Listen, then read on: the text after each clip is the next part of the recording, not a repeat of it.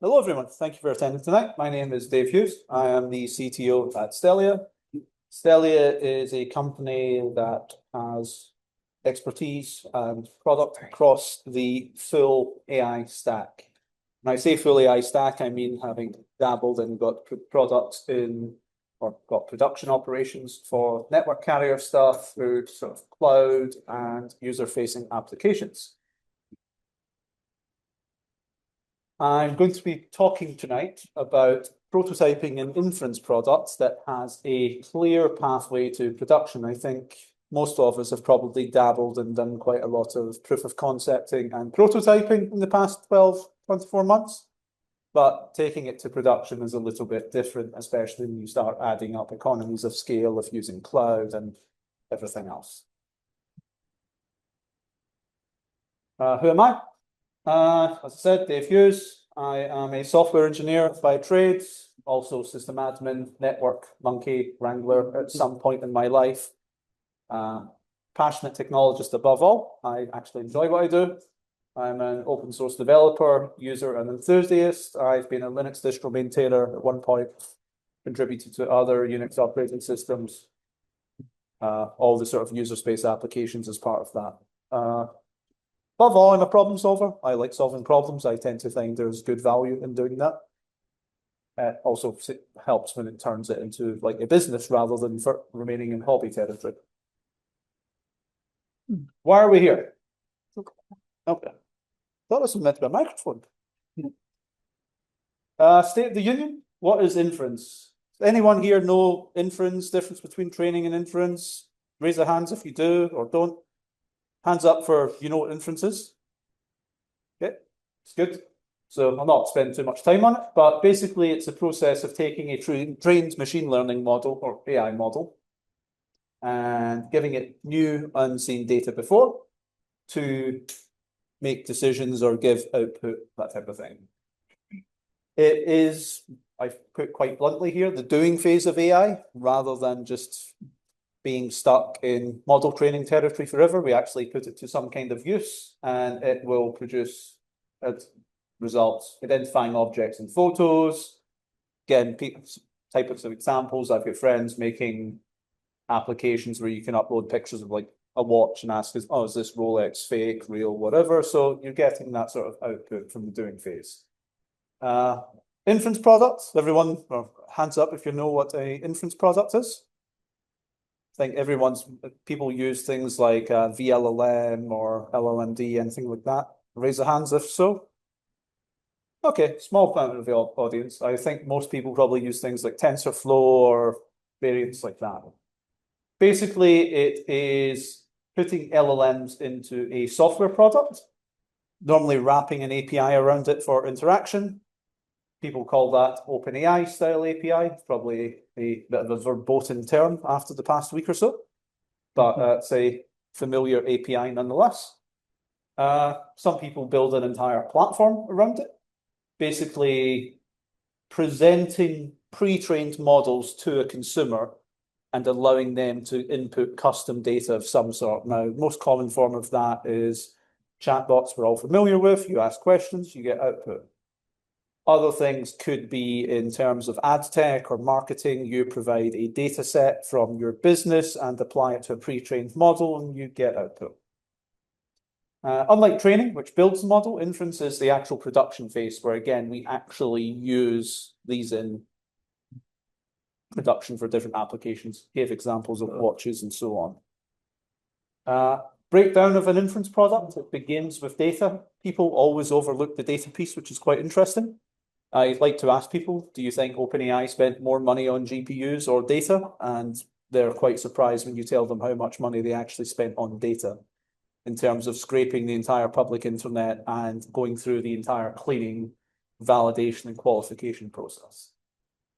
Transformations or collection, like we said there, ingesting data. Imagine scraping data from the public internet or whatever. Maybe you're just taking a fixed static data set. Maybe you're hooking it up to some real-time event streaming like Kafka, whatever else, to have that continuous ingestion of data on a fixed time basis. That will often be raw data. We're all familiar with the term data warehouse, I suppose. Then you've got your transformers, which will transform the data and prepare it for use in your application. This is not fixed layers by any means. This is just how I group it for sort of ease of understanding. Model, inference, and serving. This can often be different layers. I just sort of bundle them together. But this is most of the weight logic around the model. Weights, biases, architecture, optimization, like quantization, KV caches, that type of thing. The inference engine and server. It's definitely separate from the model part. A lot of people think it's one and the same. This would be products like VLLM, where you are able to actually serve inference to either a single consumer, multiple consumers, so on and so forth. Again, usually via API calls. Speaking of API calls, normally box this or gate it behind an API gateway, acts as a front door to the inference system. It's like a cloud API gateway, will handle authentication, rate limiting, routing, load balancing, that type of thing. Continuing, the orchestration and infrastructure piece is quite interesting. Most people will just throw on Kubernetes of some kind, whether it's in the cloud, it could be things like EKS and Amazon. It provides a sort of fixed target for your deployments and handles the sort of bits like auto scaling, up, down, that type of thing. Some people might host it themselves. I think we'd comment from Dan. Is anyone here hosting this on their own, whether it's Mac Minis or anything? Be good to see us. Show of hands. All right, a small number of us. That's quite interesting. I'm assuming the rest of us consuming cloud in some format. Okay. So, like I said, there'll be methods of deploying Kubernetes yourself in a similar manner to EKS. If you're building your own infrastructure, you can use Kubernetes operators like Kamaji to provide that similar functionality to EKS. The infrastructure side, I mean, if you're using cloud, this is basically completely abstracted away from you, but if you're doing it yourself, you will have clusters of accelerated and non-accelerated compute backed by storage and network. Optional, AI gateway is quite interesting. There's a API gateway by the name of API 6 that's maintained by Apache. It is a sort of specialized middleware piece that allows or acts as a control plane for managing and sort of processing your interactions with various or middleware between the application and the LLM itself. You can extend this to do some interesting things. We've got a bit of experience doing that. Our AI gateway product, not sticking to that name, so it'll probably change by the time it hits the market at some point, can in fact be leveraged to sort of switch backends, so to speak, between maybe like AWS, GCP, depending on availability or cost. Cost being a key driver. More importantly, it prioritizes key features like token-based rate limiting, prompt security, caching. Again, if you've got someone asking the same question 15 times over, you don't want to be paying extra money for it.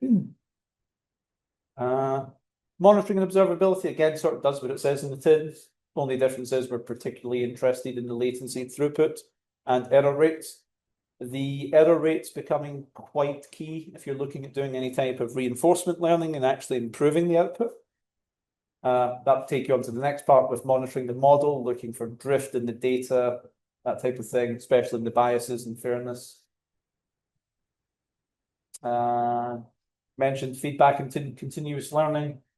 Not a common thing in the world at the minute, but this is so-called ML ops functionality. I don't particularly like the word, but it's common.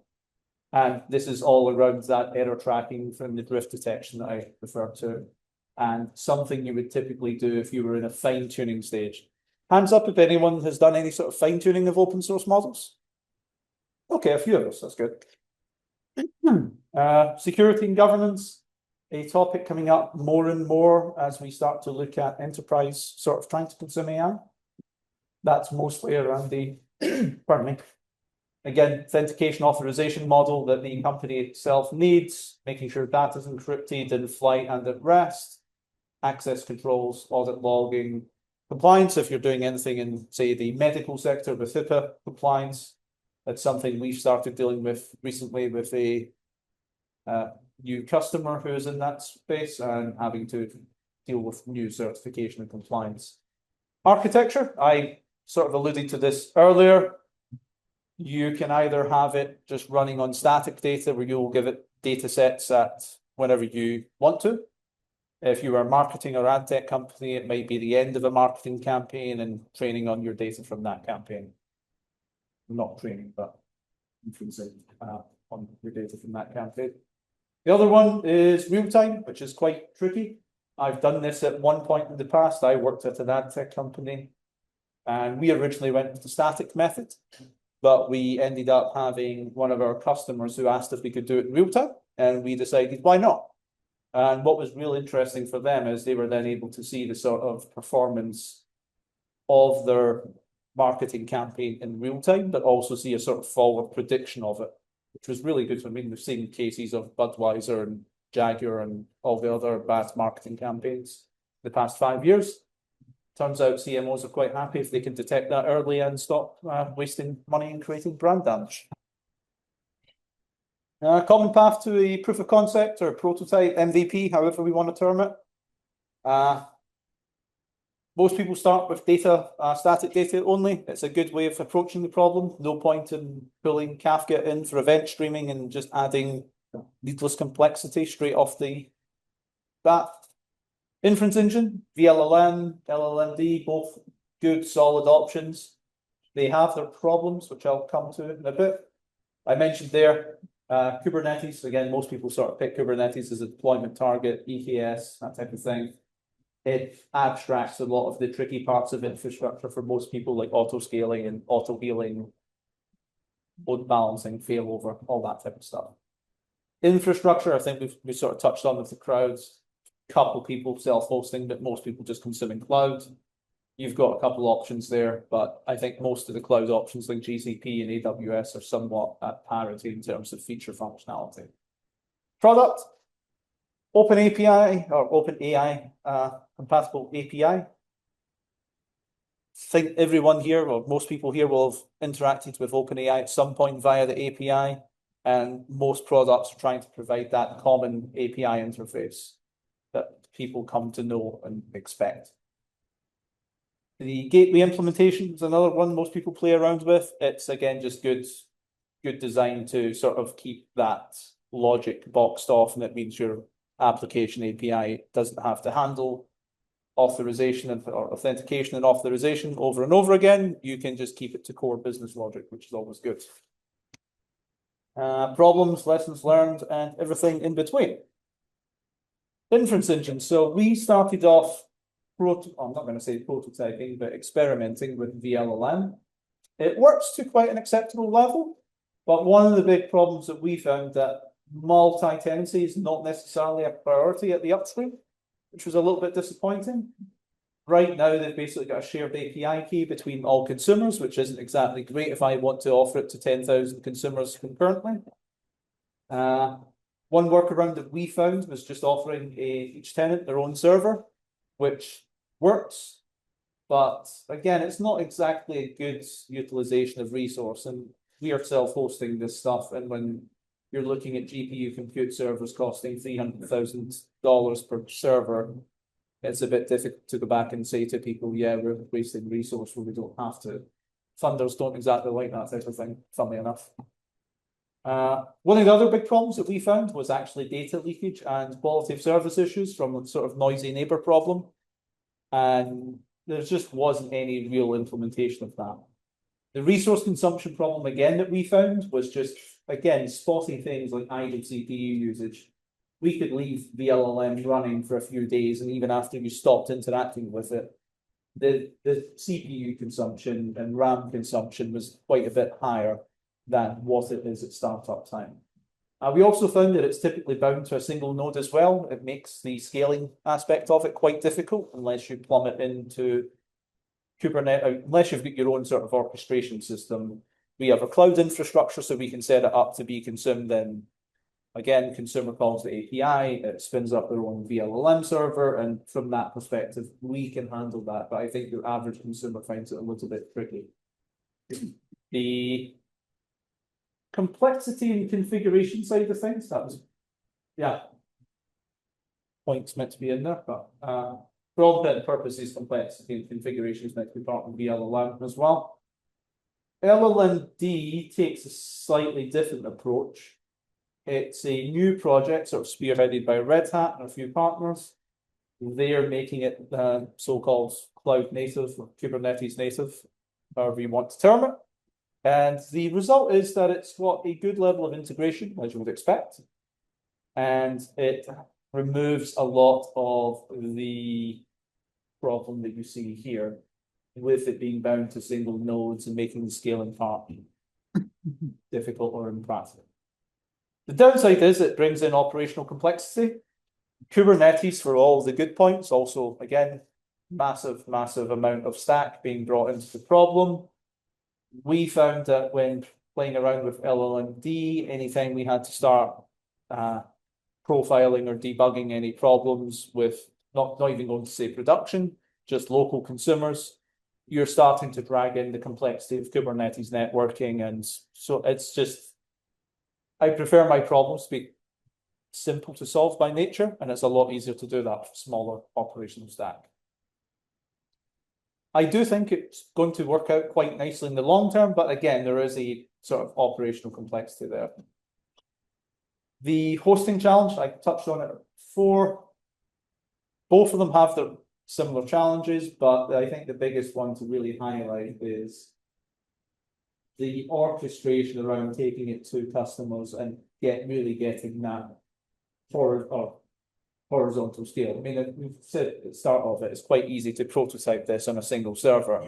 And then as soon as you actually start planning it with your product and go-to-market strategy, like, oh, actually, if I want 100,000 consumers, I'm going to need a certain amount of servers to deliver this. And it's actually a bit the different side. One of the big difficulties we had was the need to deliver this to customers with acceptably low levels of latency in multiple different regions. We've felt not really by design, but a matter of chance, I would say, ended up with customers in a lot of different geographical areas, West Coast US, continental Europe, and that then comes with us being the sort of self-hosting side. We still need to be able to deliver to customers with acceptable latency. That means that we sort of end up having to abstract part of our product so that we can target AWS or GCP from that rather than just our own infrastructure. Again, typical software engineering approach, abstraction's not always the best thing in the world. That adds a bit of logs and mess to code. I always find it difficult to get a nice, clean, abstract approach. It normally makes things messier than I like. What is a semi-sane path forward?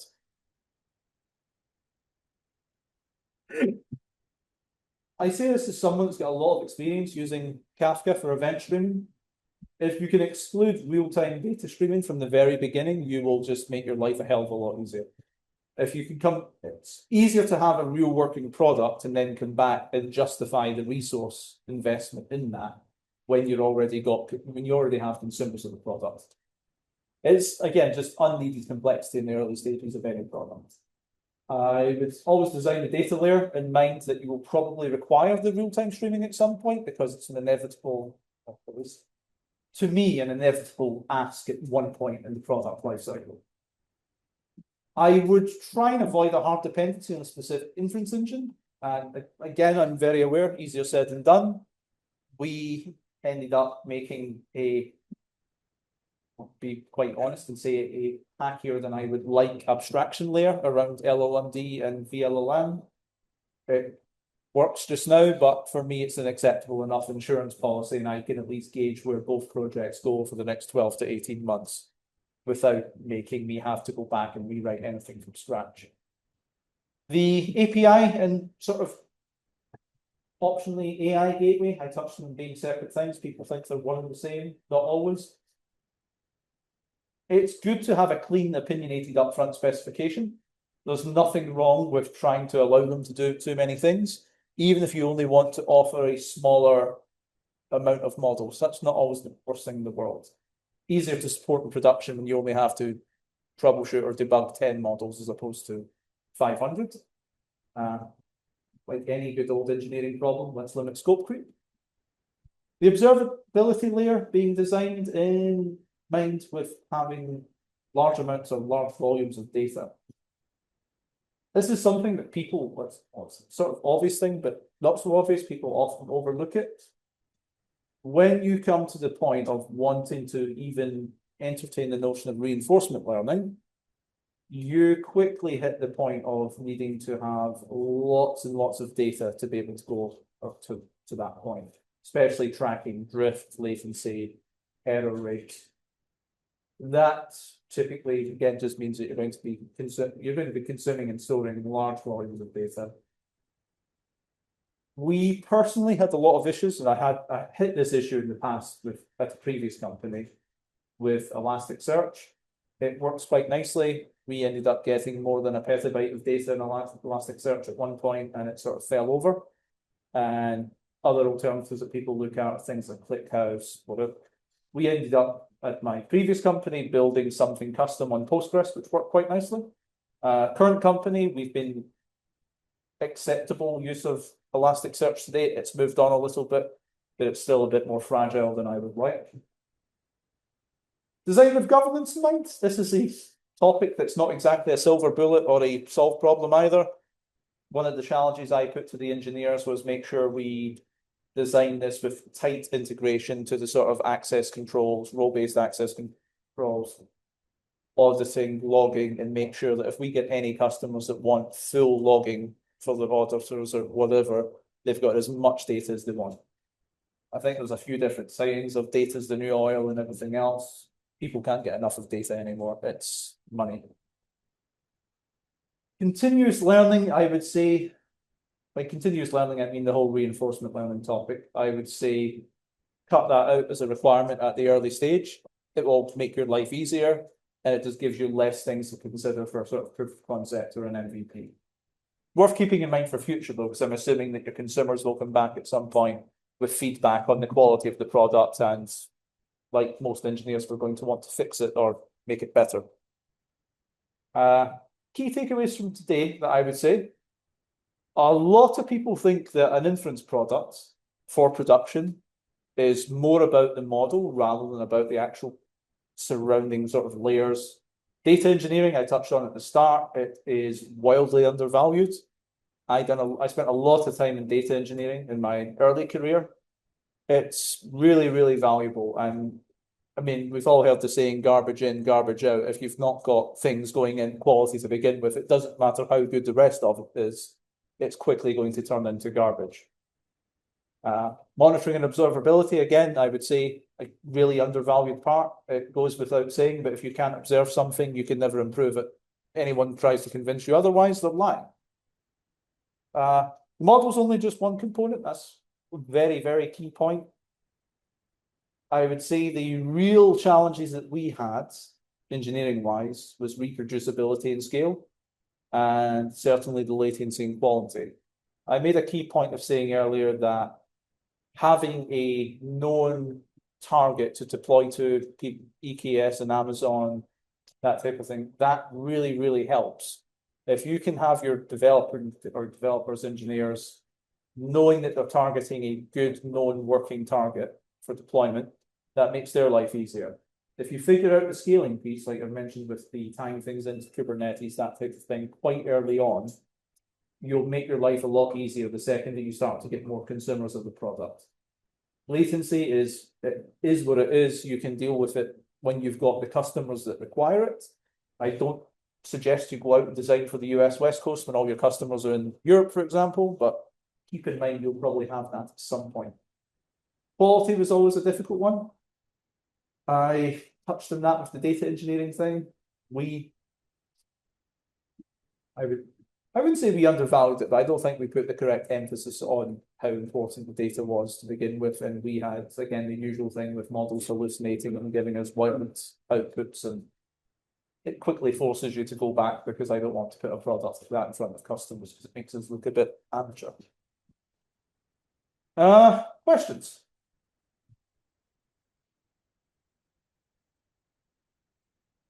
A man here. You talked about the trend with YARN and sort of single node binding. Is that something which you found that the AI gateway helped with, that you could move certain things like queuing out of like YARN instance, or didn't it help at all with like queuing and tokenizing? It definitely helped. That was more how we plumbed it in with the other pieces of the infrastructure. I think if you approach it from the perspective that you will host gateways as separate standalone applications that aren't necessarily in the same location as the compute, maybe it's a different data hall on the same campus, whatever, but it's definitely the correct way to approach the problem, I would say. It makes your life, it's not a silver bullet, but it makes your life a hell of a lot easier. So did you actually then have sort of your business logic in, say, one collection of nodes, your gateway sitting somewhere else, maybe co-located, maybe nearby, and then the actual inference servers and inference nodes as an entirely separate concern? Or were they also within the same cluster? Yes and no. So we've got a handful of locations, which I would say are standalone gateway locations. And all they do is, like we said on the tin, routing, load balancing, authentication, that type of thing. We have other locations that have both in the same cluster. It depends entirely on the co-location itself and where we happen to have some resource. A good example, like we might put a gateway into Telehouse or whatever in Canary Wharf area, but we might end up having the cluster in Slough or something like that, just because the rates and power densities of the rack and things like that happen to be better. But people in Canary Wharf, if we end up with customer there, would probably want, again, having something local to them. And we might even put a small number of GPUs into that site eventually. But yeah, it depends. The answer is it depends. Not all co-locations are one and the same. Sorry, last question, sort of that same vein, is how important do you find latency actually is in most use cases? Obviously, if you've got real-time chatbots and, you know, call center agents, for example, AI call centers, then, you know, you need to have a conversational level of latency. But do you find that most of your customers are extremely latency sensitive, or does, you know, 300 milliseconds not make a difference? So I've been in the fortunate position where I've sort of seen this from both sides of the coin. Like I've operated model training sites where latency is what it is, it exists. And they'll be in the middle of nowhere, whether it's Texas, whether it's the Arctic Circle, whatever. And I've operated GPUs in sort of traditional metro areas like Frankfurt. Customers are typically happier because they're getting their output faster. I mean, I've ran stuff in my local machine before, and I'd be always happy if it was faster. But it comes back to that type of thing. What are you doing? If I'm just running a job with a static data set, I don't mind leaving that to run overnight. I don't particularly care. But if I'm starting to move that into sort of real-time data streaming, maybe ingesting tens of thousands, if not hundreds of thousands, maybe even millions of events per second, the latency is absolutely key there. My previous job where we were working in ad tech and marketing tech, we were averaging about 3.5 million events per second on an average day. Days like Black Friday, where shopping and everything went crazy, it could spike as high as 5 million, and latency was absolutely key there. So again, depends.